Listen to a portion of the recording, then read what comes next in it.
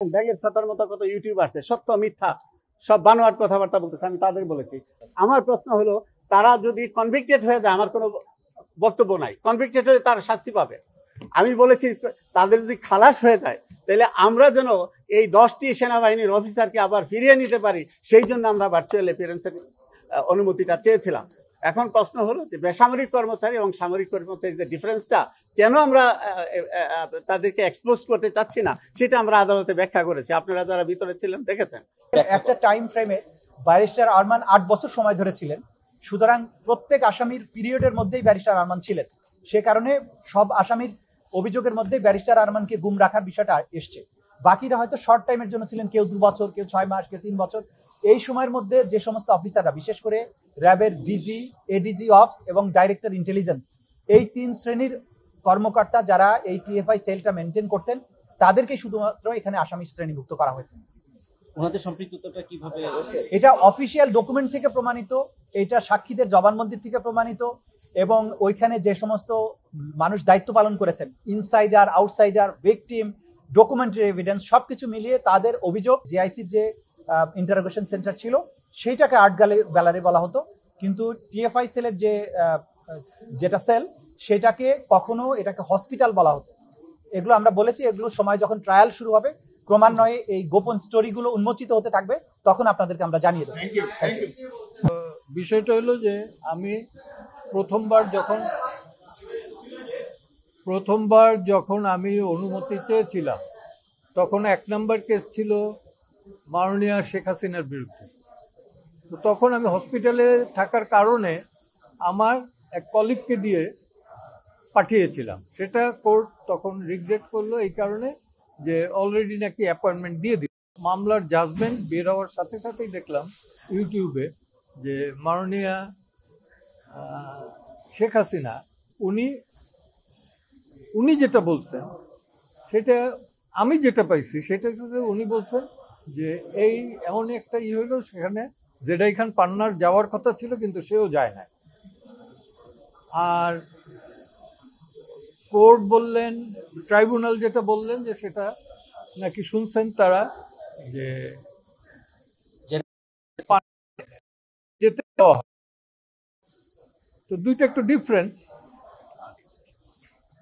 আর দ্বিতীয়ত বলা হলো যে আপনি যে পরবর্তীতে রিগ্রেট করলেন, আমরা রিগ্রেট করছি, লেখা আছে সেখানে যে আমার ব্যক্তিগত এবং শারীরিক কারণে আমি মাননীয়া শেখ হাসিনাকে,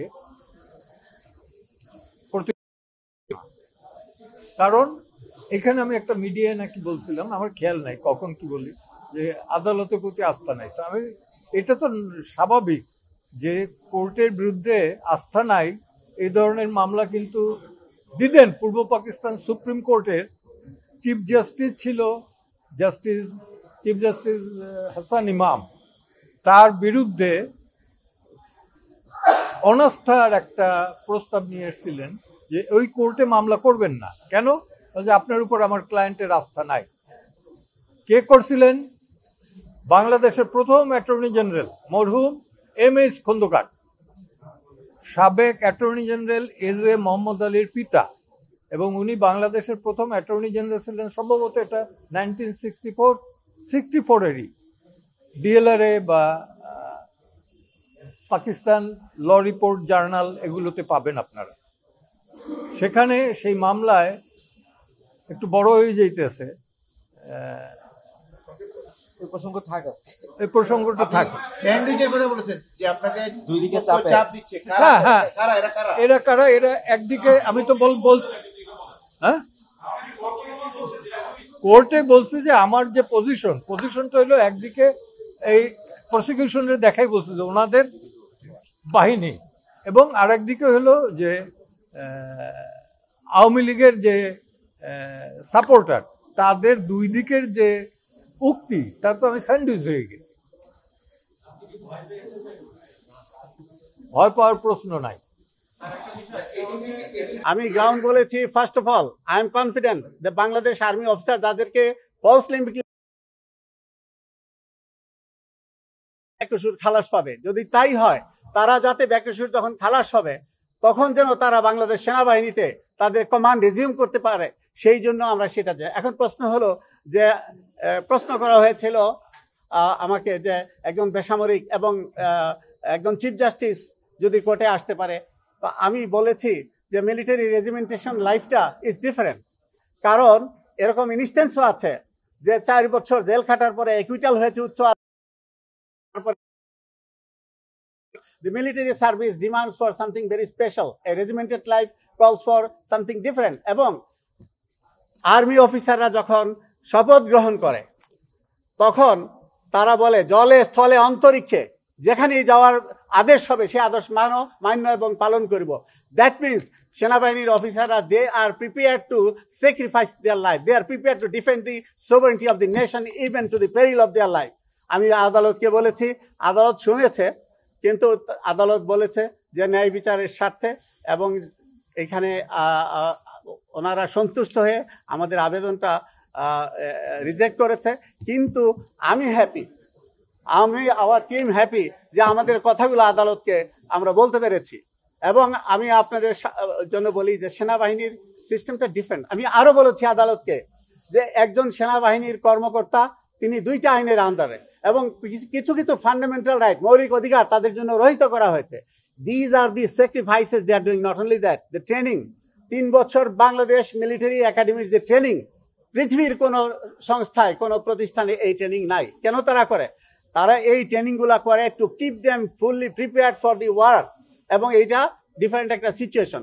আমার বক্তব্যটা ছিল যে কেন আমরা ভার্চুয়াল অ্যাপিয়ারেন্স চাচ্ছি তাদেরকে, যাতে they are not expose to an environment পরবর্তী যেটা একটা লিগ্যাল কমপ্লিকেশন বা প্রসিডিউরাল বা প্র্যাকটিসের কমপ্লিকেশন তৈরি করতে পারে। যে after they and I am confident যে there is a fair chance যে তারা বেকসুর খালাস পাবে, তখন যেন তারা সেনাবাহিনীতে ফিরে যেতে কোনো সমস্যা না হয়। এই বক্তব্য আমি দিয়েছি। যারা ক্লায়েন্ট যারা আছেন এখানে 10 জন, তাদের এখন স্ট্যাটাস কি? তারা কি চাকরিতে আছেন? আন্তর্জাতিক অপরাধ it is a question of law, it is irrelevant. এটা কোশ্চেন অফ ল। সেটা হচ্ছে প্রসিকিউশন এবং কোর্ট, তারা দুজনেই বলেছেন। আচ্ছা আমি দেব।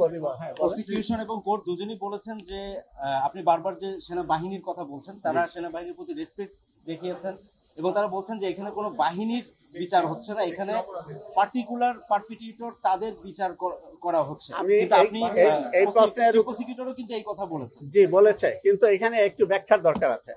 ব্যাখ্যার দরকার হলো এই যে আমি তো অবশ্যই প্রতিষ্ঠানের প্রতি, কিন্তু they form the core of this institution. যেই 10 জন অফিসার এখানে আছে সেনাবাহিনীর, they are very brilliant officer. আমার প্রশ্ন হলো তারা যদি কনভিক্টেড হয়ে যায়, আমার কোনো বক্তব্য নাই, কনভিক্টেড হলে তারা শাস্তি পাবে।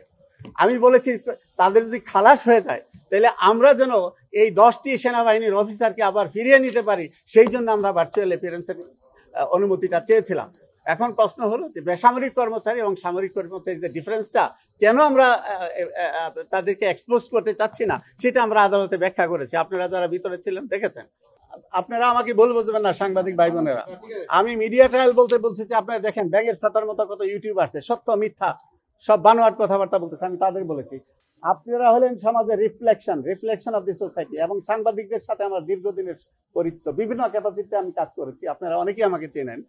মিডিয়া ট্রায়াল বলতে বুঝছি আপনাদের যে আনলাইসেন্সড যারা ইউটিউবার, আমি তাদেরকে বলেছি এবং সেটা আমার মনে হয় সেটা আপনারা আমার সাথে এগ্রি করবেন। আচ্ছা, আরেকটা কোশ্চেন একটু নিবেন, সেটা হচ্ছে আপনি একটা গ্রাউন্ডে বলছিলেন যে তারা যদি অ্যাকুয়েটাল হয়ে যায় তখন কোর্ট কিন্তু বলছে যে আমরা প্রয়োজনে এরকম অর্ডার দিব যাতে তারা চাকরি ফিরে পায়। সমস্যাটা হলো কি, কিন্তু ওইটাই গ্রাউন্ড বলছিলেন। হ্যাঁ সেটা বলবে কোর্ট তো বলেছে, কিন্তু সমস্যা হচ্ছে কিছু হলো আইন, কিছু হলো প্র্যাকটিস।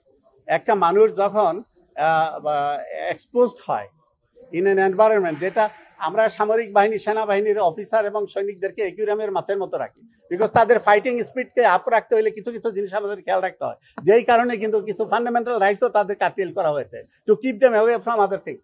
তো আমি সেইটাই বলেছি যে এইভাবে এক্সপোজ না করে, যেহেতু আইন রয়েছে দেশে, ভার্চুয়াল অ্যাপিয়ারেন্সের আইন রয়েছে এবং আইনের কোনো ঘাটতি নাই, এখানে কোর্টের ডিসক্রিপশন আছে, আমি সেটা ব্যাখ্যা করেছি কোর্টকে। আমরা আদালত